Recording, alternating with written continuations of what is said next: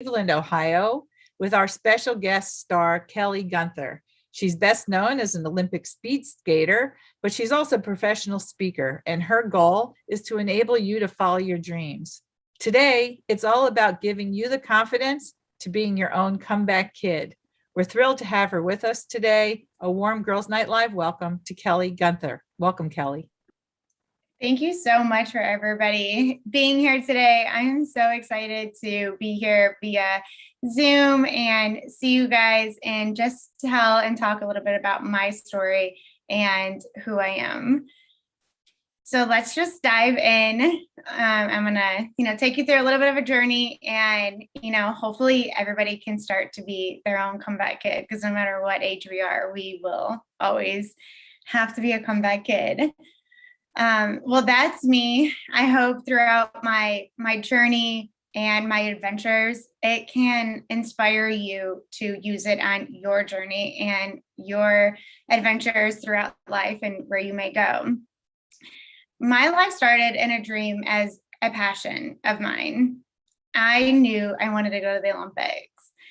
And right in that moment, I remember just watching, actually the 2020, I'm going to take you a little bit present before we go backwards today, watching the 2020 Summer Olympics take place. Now, if you're anything like me, I love the racing. I love the swimming, because I just think it's absolutely so fascinating how they can race against that water and just at the end of the turn, do that flip and come back and do it right back again.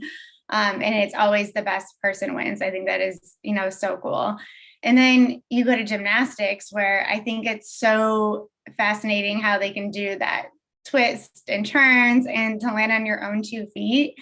I just commend everybody. So if there's any sports ladies or, whoever listening to the audience who are a gymnast or a former swimmer, I think that is just, I commend it. I think that is so cool. Now that we just lived in the now, and I'm going to take you back to a little bit, few years ago, a few decades ago. So if you like to close your eyes to imagine it, you are more than welcome. So please do, as I take you on this little journey. I can remember as if it was yesterday for me. I was sitting on this big brown carpet that we had in the living room floor. I was sitting Indian style. And as I was sitting Indian style as this little girl, I was watching the 1994 Winter Olympics take place in Nagano, Japan.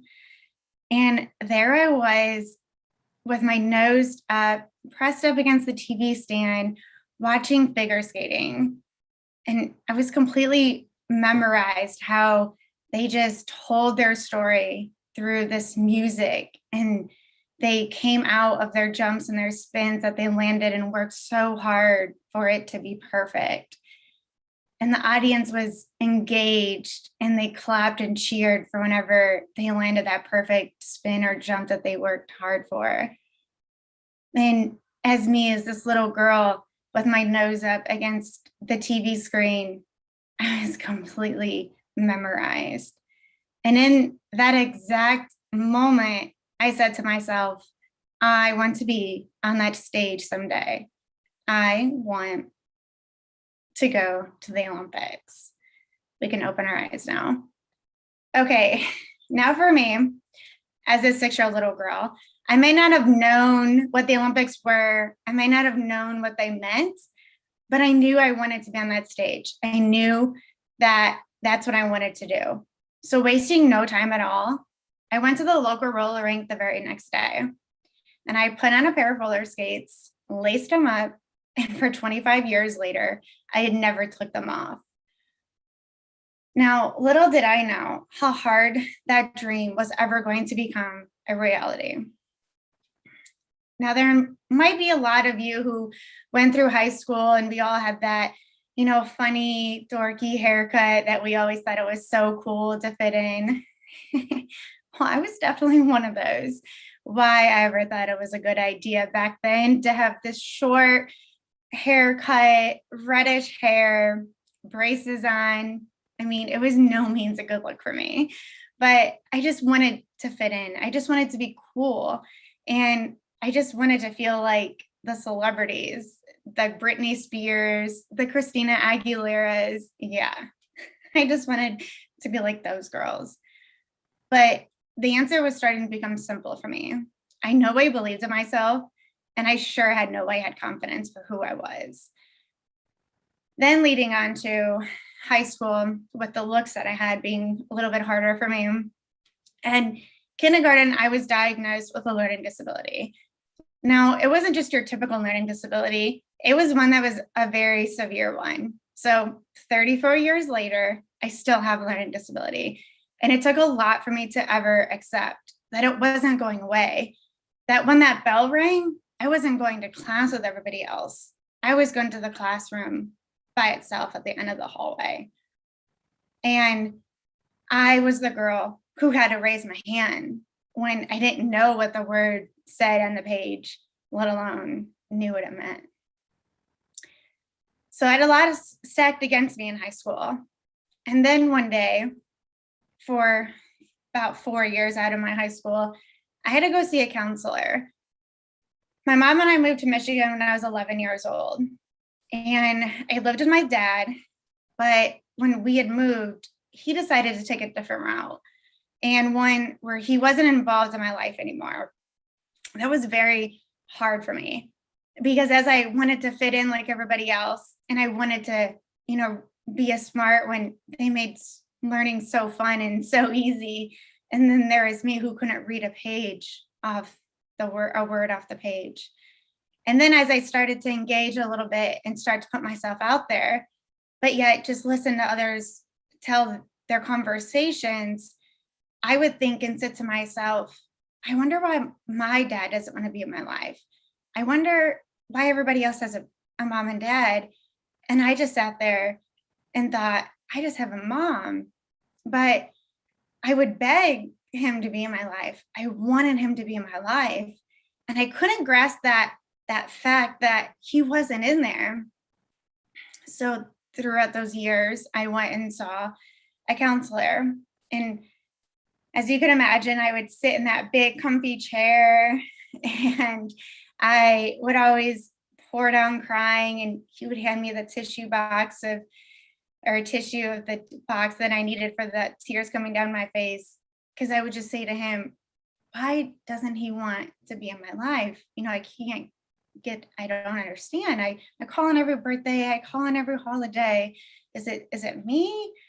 And this gentleman that I would see year and year after and over, he would say, Kelly, it's never you. It's not you. It is them. And you cannot change somebody unless they are willing to change for themselves. My dad had a really bad alcoholism problem. So as years went on and as I grew and got stronger for who I was, I understood it a little bit more. The whole reason why I start out this message and start out with that little bit of a background is because we in life, we can get stuck in that pit, and we can get stuck in that rut and in that quicksand, because life is going to throw us those stop signs. It's going to throw us those yield signs just to make sure we're still paying attention. And then there's some days where it feels like rocks are being thrown down at us. And I started to grow, and I started to be stronger. And I started to learn that my mess was going to become my message. So at 19, after I graduated high school and started to build a little bit of a backbone, as I started out my conversation with everybody, I had talked about how I wanted to go to the Olympics. Okay, mind you, I am now 19 years old.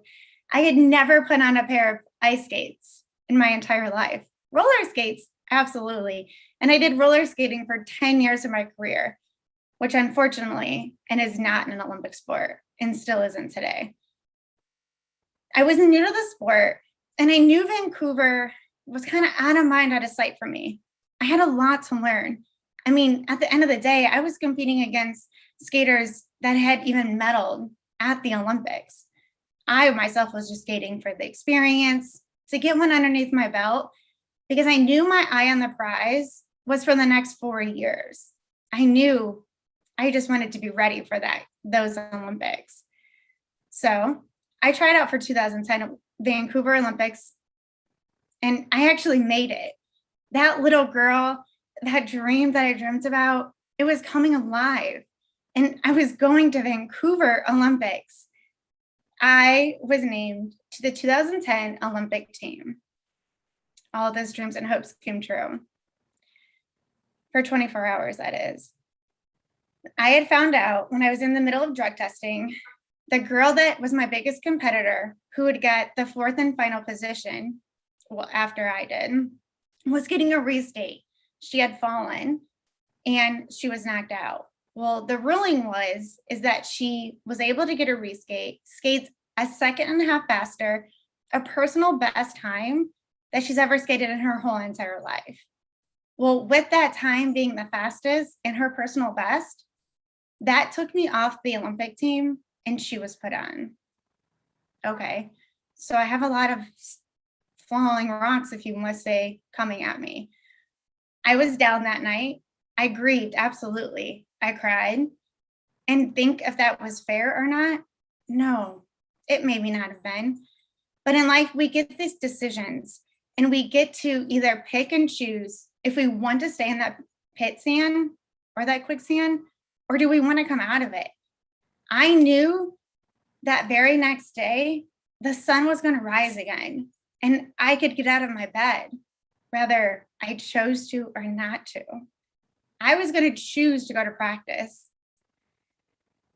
Was it easy? Absolutely not. I got on the ice that day.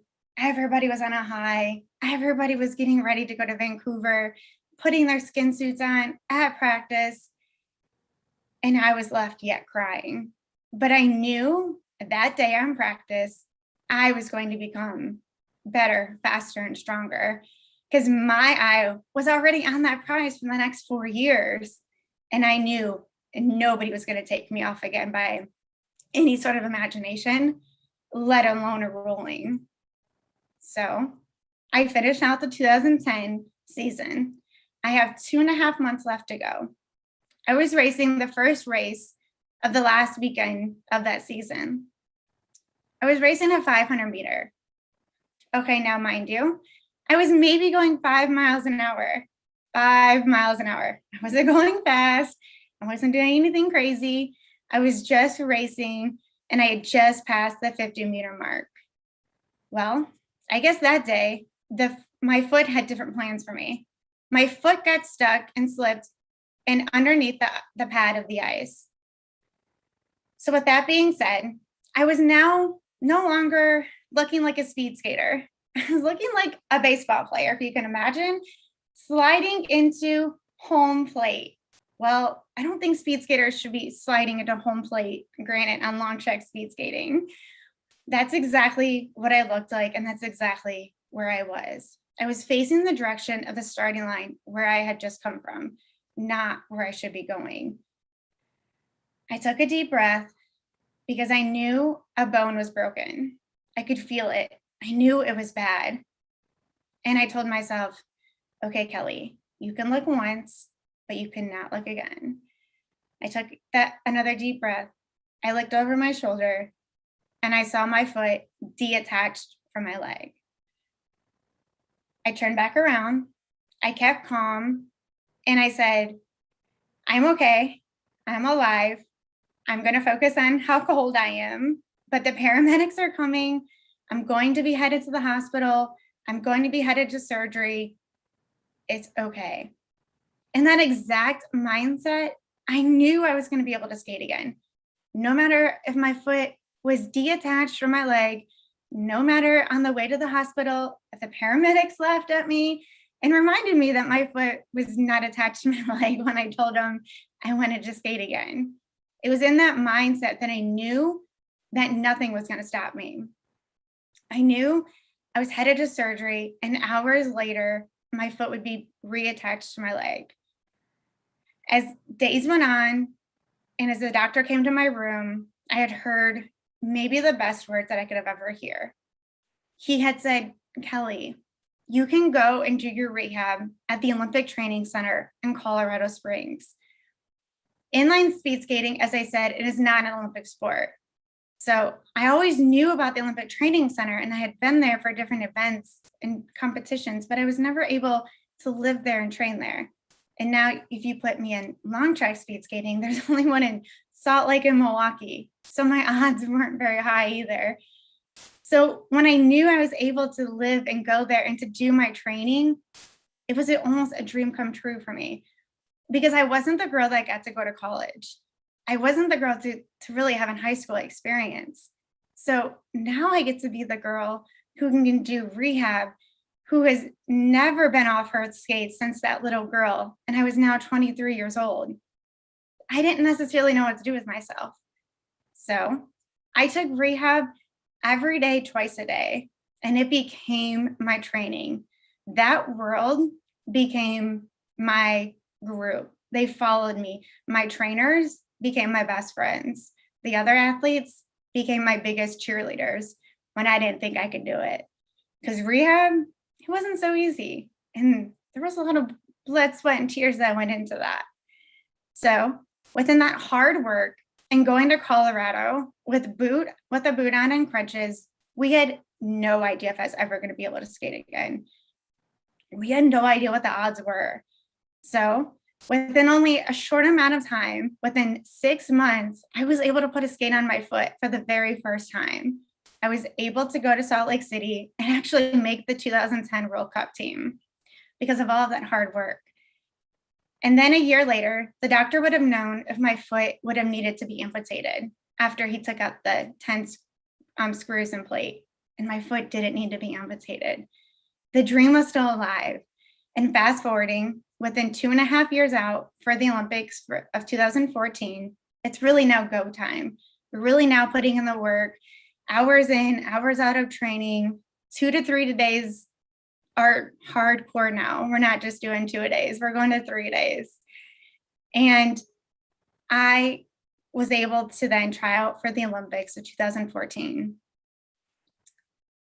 As I sat in my 1-bedroom apartment, I closed my eyes and said, whatever happens tomorrow is going to happen. Whether I make this Olympic team or I don't make it, I can say I tried out for the Olympics. And how many people can say that they tried out for the Winter Olympics? Just 4 years prior, we had no idea if I was ever going to be able to skate again, let alone put a skate on my foot. I went to that ice rink the very next day, absolutely ecstatic to be able to hear that gun go off.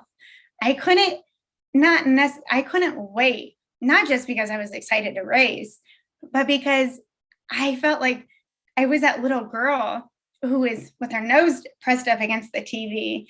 And I got to share and show of all that hard work that I put in, but not only with a complete stand watching, but all of my doctors and trainers that were in Colorado Springs to show I wasn't just racing for me anymore. I was racing for all of us. So the starter says, go to the start, ready, the gun goes off. I skate the 2.5 laps that are given of a 1,000 meter. I skate a personal best time of a 1:16:43. The fastest time I've actually ever skated in my career. And I was named to the 2014 Winter Olympics, and I was headed off to Sochi, Russia. My whole thing here is my mess became my message. And that comeback kid, it didn't just stop when I was diagnosed with a learning disability. It didn't just stop when I was so confused why I wanted my dad to be in my life, and he wasn't. It didn't just stop when all of these odds were stacked against me, and everybody maybe thought Kelly was out, or maybe when the doctors told me I would never skate to the Olympic level, let alone dream that I've ever hoped with. It came because of that positive self-talk that we all can use, that we can use every single day. Because I'm not going to tell you that life is perfect with butterflies and rainbows and this white picket fence that sometimes we think that we live in. And if you're anything like me, I sometimes think I live in that white picket fence and that is imaginable. No, it is so far-fetched. And we don't live in that perfect world. We live in that world where the stop signs are going to be thrown at you. The yield signs are just going to be there to make sure you're paying attention. And those rocks that feel like they're coming from down the sky and they're hitting you head on, and you're not sure if you can get up the next day, that's when the comeback kid comes in. That's when it comes to show and prove, not only to yourself who you are, but to everybody that you're stronger than the setback. You are who you are, and never be ashamed of that.